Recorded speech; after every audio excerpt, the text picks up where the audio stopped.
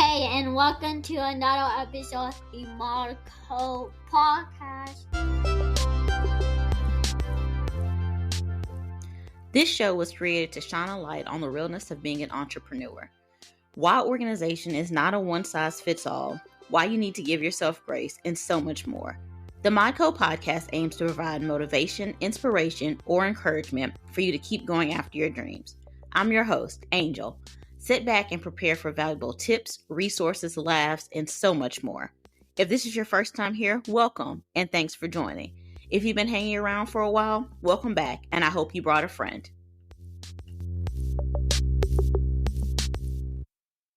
Hello, everyone, and welcome to another episode. Today, I am talking with Lisa Dare. Lisa is principal and CEO of Lisa Dare and Associates. She is an executive coach, leadership practitioner, and facilitator with close to 20 years of experience. Her past background includes practicing as a clinical hospital pharmacist and a medical sales representative for several major pharmaceutical companies. In addition to her coaching practice, she has also been involved with other business pursuits in the travel industry and real estate investing. Everyone, let's welcome Lisa. Hi, Lisa. How are you? Hello, Angel. I'm good. How are you? I'm doing well. Thank you so much for being here today. Well, I'm excited to be here with you and delighted to be able to just share my business experience. Yes, I'm so excited to hear about your business experiences and over 20 years. So I'm sure you have some great stories to share with us.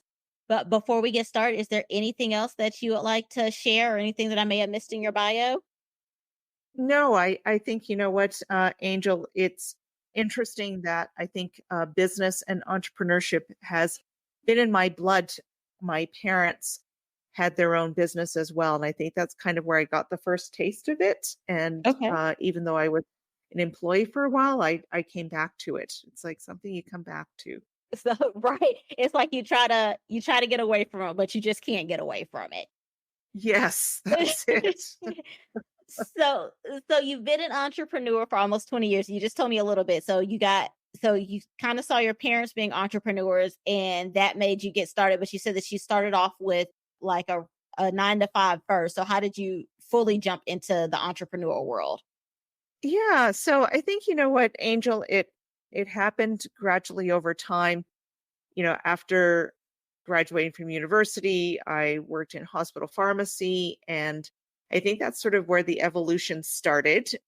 I sort of got, I think, a bit frustrated and felt constrained by the sort of, as you said, that 9 to 5 routine, and decided to pursue an opportunity in the pharmaceutical industry, which gave me a lot more autonomy. And as a sales rep, you're really managing your own territory like a little business. And in my last company that I worked with, I started my coach training program, and subsequently had the opportunity to leave the industry and then start my own coaching and consulting practice. So it kind of happened in steps, I guess, is what I would say. Okay.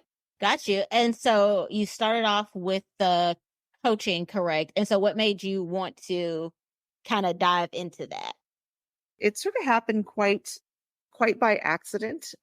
It was while I was still working in the industry, and I had a conversation with my then manager about what did I need to do in order to advance in my role. And at the time, our organization had just reconfigured the whole performance evaluation process. And one of the competencies was around coaching. And my manager at the time said, well, you know what? He said, why don't you just go and, take a coaching program or something, or a course or something like that, a workshop. And so I said, oh, okay.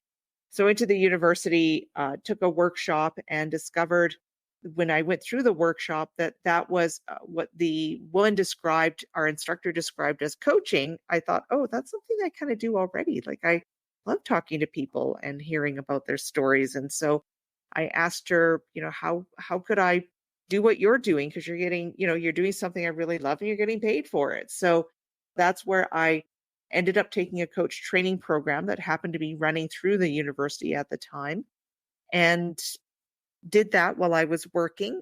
And it was actually quite a coincidental thing that the day that I received my severance notice from my company, the last pharmaceutical company I worked with, I also received my results in the mail that I'd passed my coaching certification exam. So it seemed like a very sort of strong message from the universe that that's what I was to do. So that's how I ended up in coaching.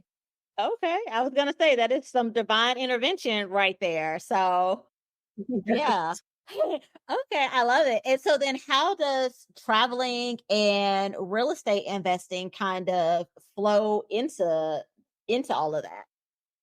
Hmm.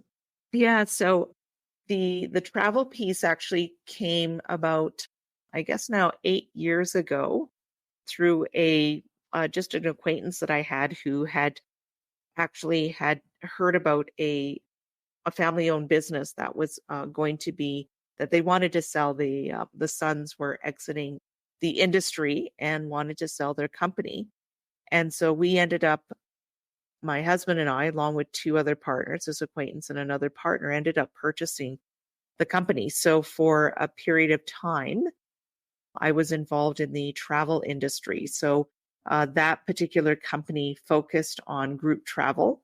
And then they used a business model with tour hosts, they called them. But unfortunately, the pandemic came along and actually really impacted us quite significantly, of course. And we ended up folding the company. And then on the real estate side, the other thing that my parents were involved in was real estate investing. And so when I started working in my first full time job as a pharmacist, I started to get involved in that as well. So at the moment, I have a couple of rental properties on the side, but I'm always very interested and keen to look at also doing some developments as well, maybe doing some joint venture. So I guess I just always had an interest in kind of doing deals and creating different, just kind of creating different avenues.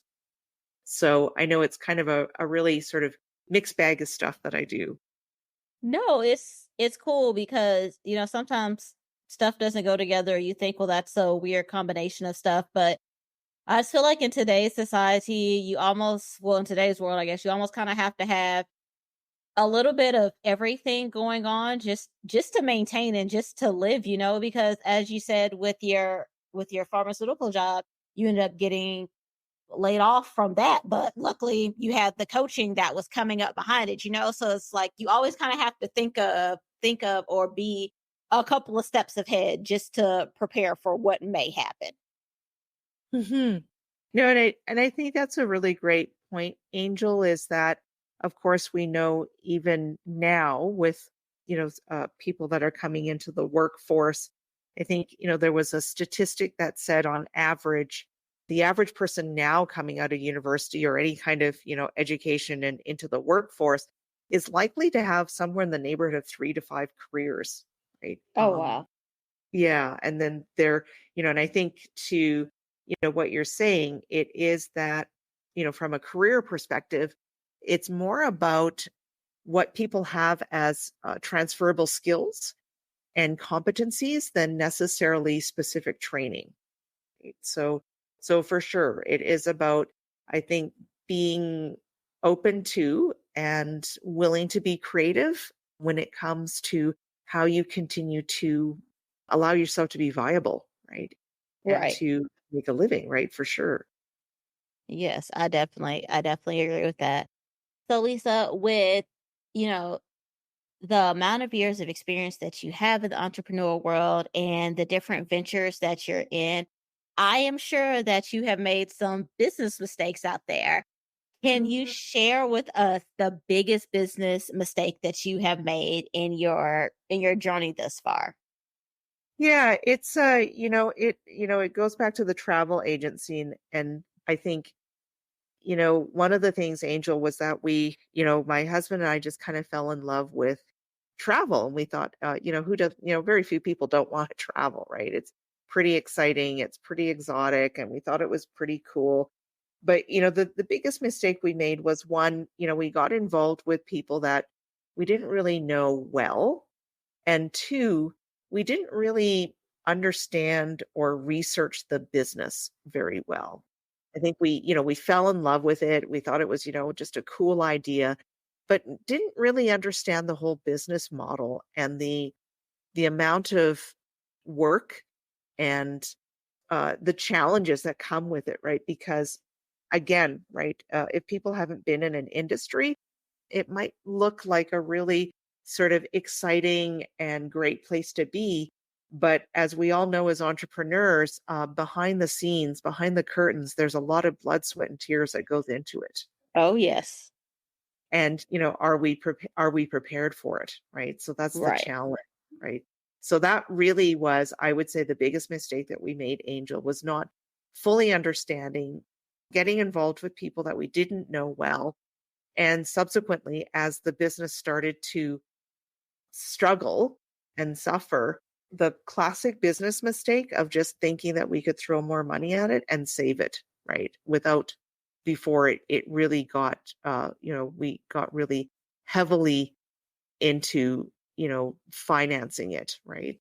So those are, that certainly, that venture taught me a lot. It was like almost like a real life, a real life on the street MBA. I got you. The school of hard knocks, right? School of life there. Yeah. And so when you say Yeah. you got involved with these business partners, how did you get involved with them? Was it just you happened to be out networking somewhere, or did someone introduce you all to it? How did it start with these partners? Yeah, so the one individual I did know, Okay. and that was sort of again, like an acquaintance through somebody else that I knew, right? So yes, sort of a bit of networking, and we were connected through another common person. And then the third business partner was actually somebody that this acquaintance knew, and she had met him through networking. So that's how we all kind of knew each other, was just, yeah, through some very, loose associations and networks. Okay, got you. But it wasn't like years of friendship or anything like that. It was just, No, hey, we're both interested in this. We think we can pull our resources together and make it work and let's go for it type of thing. correct. Yeah. Okay. Got you. Got you. So yeah, that can be hard. And like you said, in today's world, it's just, oh, hey, you can jump into this and you can do this. And you think, yeah, let's do that. Let's do that really quick. That's easy money. I can hop onto this. And then, as you said, you don't fully understand it or you haven't done all of your research for it because all you see the final product of something. You see the glitz and glamour. As you said, you don't see the hard work that went behind it. You don't see the blood, sweat, and tears that went into it, the sleepless nights or anything like that. All you see is the final product, and you're like, oh yeah, this is perfect. This is great. I can do this. And it's just not that easy. And so I know you said one of the things that really happened with all as well is that you didn't really understand it and research what it was that you were getting into, and so now looking back on it, what would you have done, knowing what you know now, what would you have done differently in this venture? I think, one of the things that I would have done differently, Angel, is probably asked a lot more questions, right? Because I think, part of it was, quite frankly, I didn't even know what questions to ask, right? When you're a solopreneur, or you have, a small business that has a fairly simple sort of, model like mine, as a coach, it's a service delivery model. That's very different than something like a travel company that runs tours, because there's a lot of moving parts to it. So I think it would be just asking questions and doing research in terms of even approaching other businesses that did the same thing, right? Just to even, interview them, right? To say, what have been, what are the things that you would, be advising somebody if they were considering, getting into this? What would you say to them, right? What questions should I ask? And I think that probably was the biggest thing, was, really understanding the business model, how it worked, and asking questions to understand it more fully, right, before jumping into it. Okay.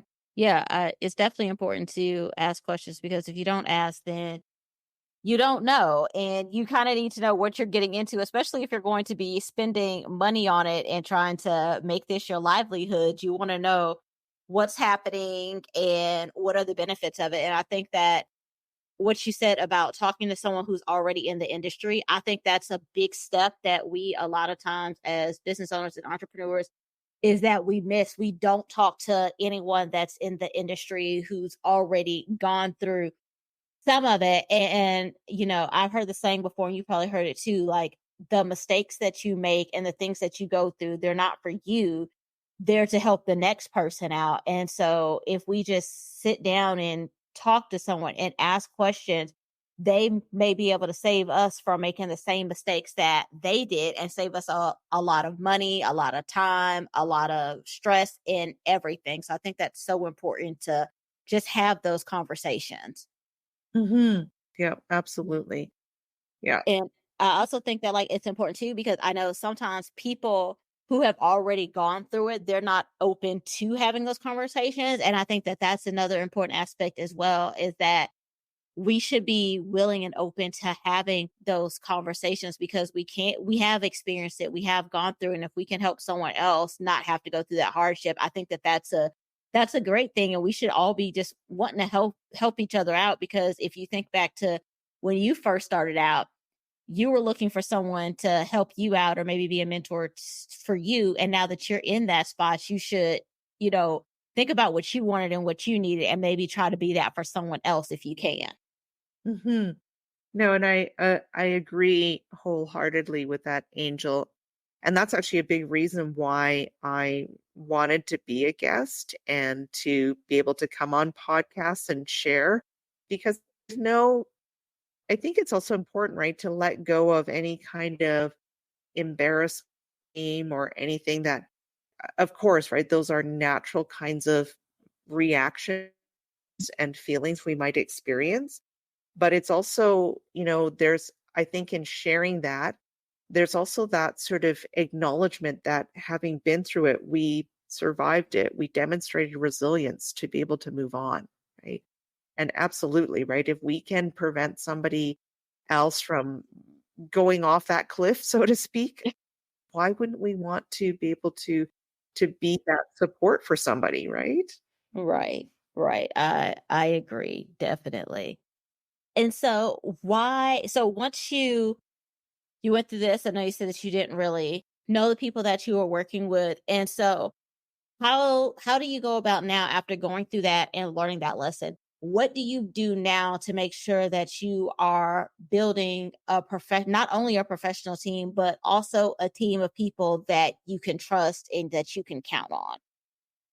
Yeah, so I think, a big part of that, first of all, obviously having a really great team of advisors and professionals, right? So, certainly through the process, and it was, a long drawn out process, disentangling ourselves and just the financial impact of it all, having obviously a good legal support. So, now we have a, excellent corporate lawyer, obviously having good financial advice, with an accountant who understands, we have a really good accountant who, although he's in private practice, worked in public practice for a large accounting firm. So he's got, a really good knowledge around business and all the things that, business owners need to think about. The one thing that I'm now adding on to in my world is a financial planner. So somebody that, we can actually sit down with and say, here are our life goals. Here's where we're at right now. What do we need to do? What do we need to consider? I think it's also about, when it comes to, and it's the partnership thing and getting in with associates, very tricky thing, right? For us as business owners and entrepreneurs, are these, I think, we sort of check in with ourselves on an intuitive level as well, right? Is do we have similar values, right? Have we established, what do I want to say? Like in my coaching world, I would say, sometimes we talk about teams as having team norms, but do we as partners have established within our relationship how we manage things when they're difficult, right? Do I have the ability to communicate clearly with, one another? And that trust factor, right? Transparency is so important. So, and I think, fundamentally, as I said, I think the values piece is really important. Do we value the same things?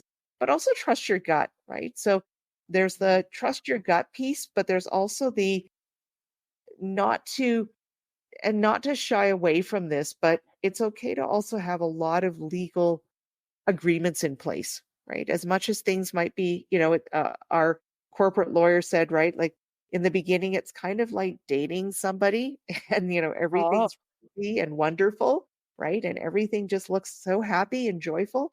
But, what are you going to do when things get hard, right? And, is this a relationship that's going to be able to withstand that? But, from a business perspective, do you have all the legal guidelines and contracts in place? So those would be some of the things that I would say that I've learned that I would be taking forward into another business venture. okay.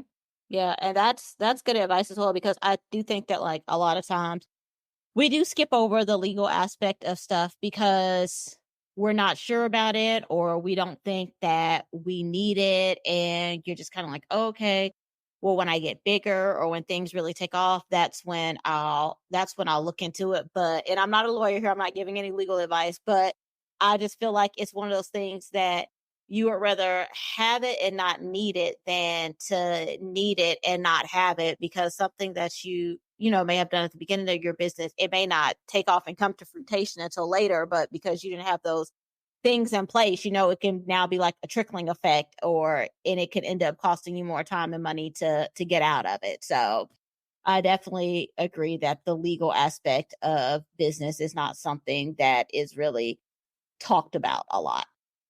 Hmm. And I think you're absolutely right, Angel.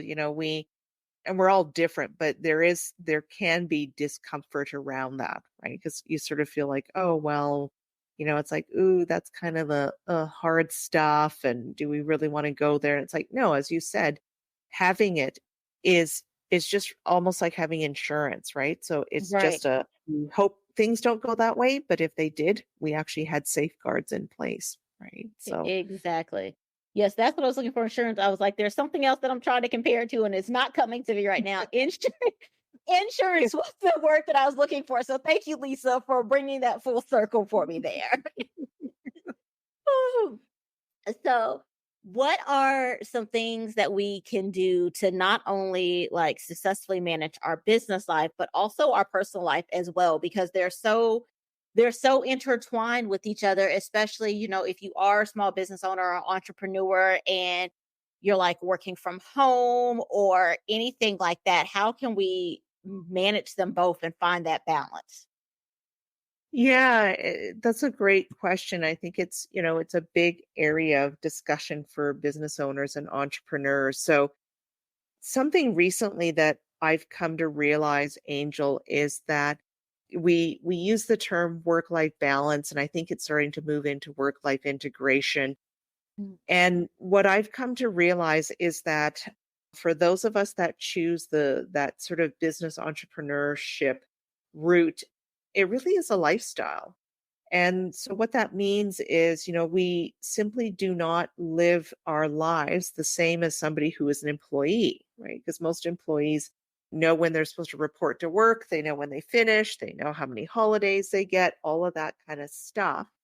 And I think it's just, first of all, accepting and embracing the concept that entrepreneurship is not just a way of earning a living, so to speak, but it becomes a lifestyle. So I think it's really important to have boundaries in terms of, making sure that if I notice that I'm getting, kind of feeling like I'm burned out or, really kind of struggling, that I take the time to look after myself. So I think that the aspect of self care becomes quite important. Building in routines that allow you to get, exercise, you're sleeping, you're eating properly, because I think sometimes those things get overlooked and we forget actually how important those things are in terms of contributing to how we can function best as an entrepreneur, right? So, Right. and I think, Angel, we also have to accept and sometimes make some difficult choices. And what I mean by that is, just even this past weekend, I was away for the the weekend with my husband. It was his birthday and he wanted to go out of town. So we were 3 hours north of where we live in another city. And we actually had a fairly busy weekend because I have relatives there and he has friends there. So we were quite busy for the weekend, but at the same time, I pretty much very rarely travel without my laptop. So while I was there, I put out a weekly newsletter. So I was still working on my newsletter, right? Because my husband would say, "Oh, are you gonna be doing your newsletter?" Yes, for a few hours in the morning, right? I'm gonna get up Right. early, work on my newsletter, get that sent out. So I think there's, just something that we have to decide for ourselves, right? And my mentor, because I'm part of a mastermind group, said, we have this conversation around vacations, for example, right? Like, do we completely shut down, right? Do we put that out of office greeting on, or do we not? And, we just, are integrating that with our time off, right? So I think those are the things that I have, been thinking about and have been evolving over time as an entrepreneur is how does this fit into my lifestyle, right? Because my world's just going to be a little bit different from somebody who's 9 to 5 or 8 to 4. Right. Yeah, I agree with you on that. It can be, it's difficult to kind of find that balance sometimes. And I know for me, at first, I always felt like I had to be doing something regarding my business. And if I wasn't, I felt like I was just like wasting time and that I Mhm. should be, even if I didn't have anything to do, I just felt like there was something that needed to be done. And I remember one time I was listening to this podcast and this lady was talking about she had been in the business, she had been an entrepreneur for a while. But she was just talking about like how automated her business is. And then I think she took like a 6-month vacation and nobody even knew that she was on vacation because her business was so automated. And I was like, that is my goal. Like, I want to get that automated that I can take a 6-month vacation and nobody even knows that I'm on vacation. And even like now while we're recording, my son and I were actually at my mom's house for the week. This is his first week of summer break, and he wanted to come and hang with my mom. And so I was like, oh, okay, cool. And so I just feel like on Monday. We just had a day. I didn't do any work or anything like that the whole day. And I just felt like I needed to be doing something. So when we got back home Monday night, I was like just trying to work on a couple of quick things, but I was tired. And it's just like, I have to find that balance of being like, it's okay to take this one day and not do anything. The world is not going to fall apart, but it's hard. It really is hard. Hmm. Yes, it definitely is a struggle, right, Angel? Because I think that people who are entrepreneurs and business owners were wired differently, right? And so Right. that whole thing of like, I'm not doing anything. It's like, oh my God, I'm not productive, right? It's like, Right. yeah.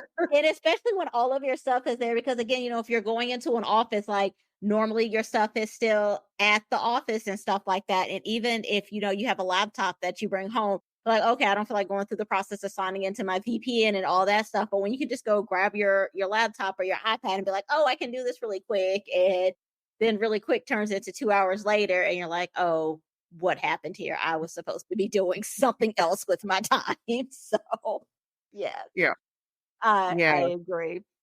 Yeah. Well, Lisa, so can you tell us a little bit about like your business and your coaching services, Lisa Dare and Associates? Hmm. Yeah. So certainly the coach, I have several pillars of business, the coaching piece being the biggest.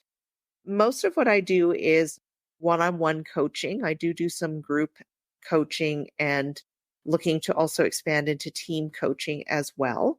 The primary focus I have, Angel, is usually on the leadership side of things at all levels of organizations, from those that are just sort of looking to grow their leadership capacity and move into different roles, to those that are more senior leaders and individuals that are in the C suite. And I also do work with individuals as well that may be also looking to grow their leadership capacity and abilities.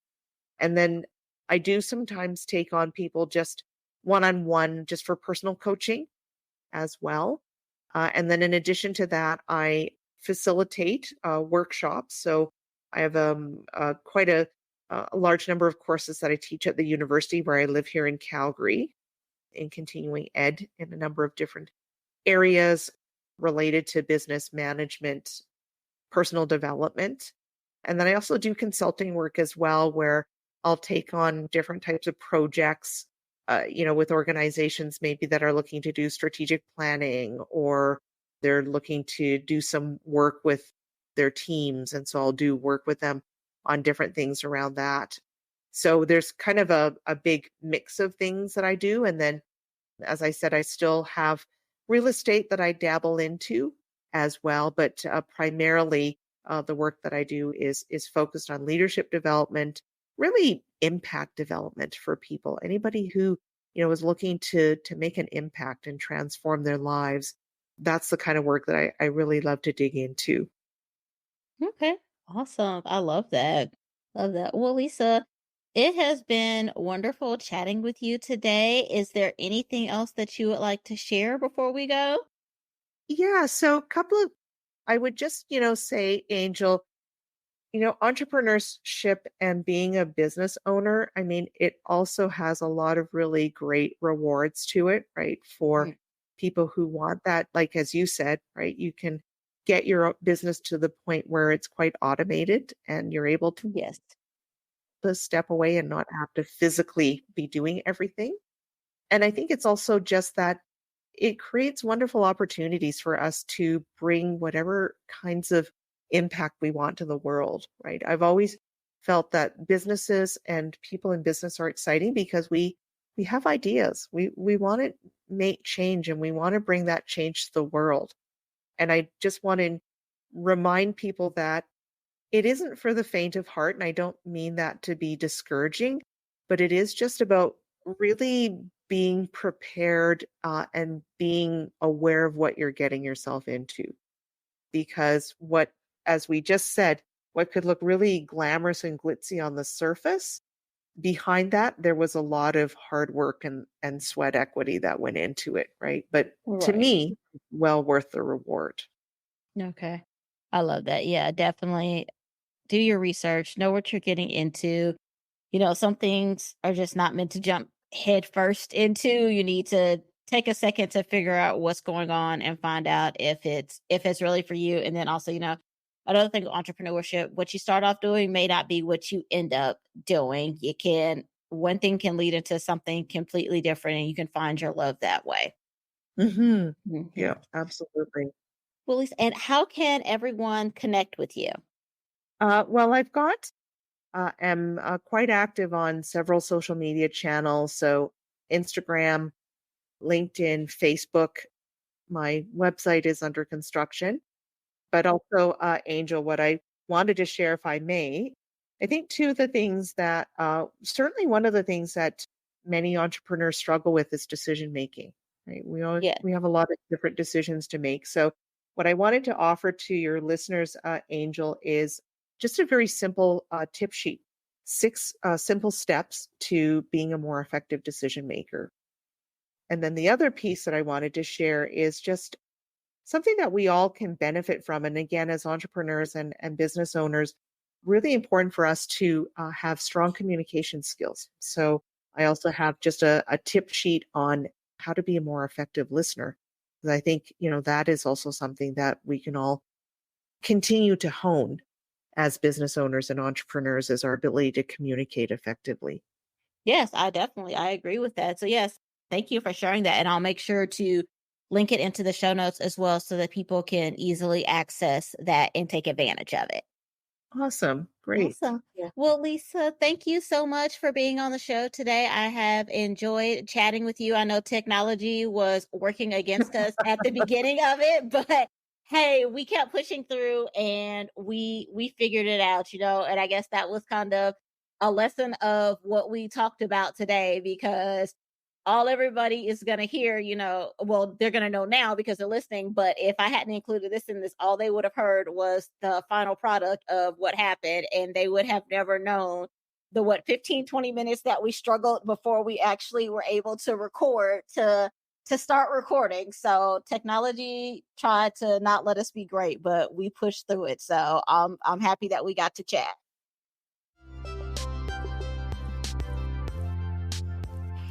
Thank you for tuning in to another episode of the Modco podcast. I hope that you enjoyed this episode and learned something from it. Be sure to share this episode with a friend, family member, colleague, or anyone you think will enjoy it. Make sure you hit the follow or subscribe button. And if you love the podcast, please leave us a 5-star rating and review on your favorite podcasting app. That helps others to find us and gets us listed in other show recommendations. So you all know that I run on coffee, and so does the show. If you'd like to buy us a coffee, you can do so by clicking on the link in the show notes.